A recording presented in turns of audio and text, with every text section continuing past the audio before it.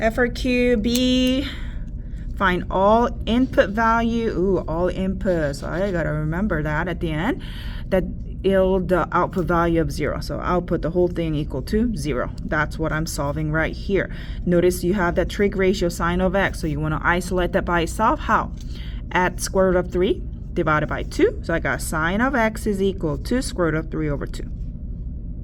Yay? All right. Sine is a y value. I want the positive y value. So it has to be the first and the second quadrant. Particularly, I want y value to be 3. So the index finger, denominator of 3. So it's going to be pi over 3 and 2/3 of pi.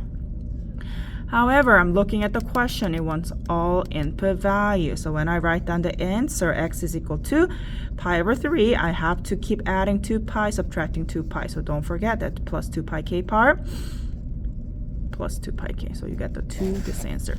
If you don't do this, you only get 1 out of 2 on the FRQ. So you have to write down that part when it's asking you all input value.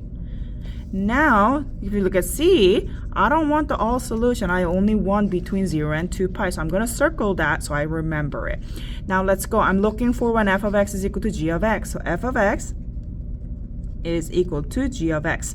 Another way this problem can be worded is find the intersection of the two function f and g. Then you set that equal to 0 as well, just FYI.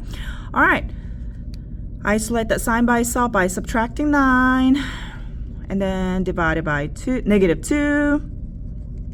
Voila, sine of x is equal to half.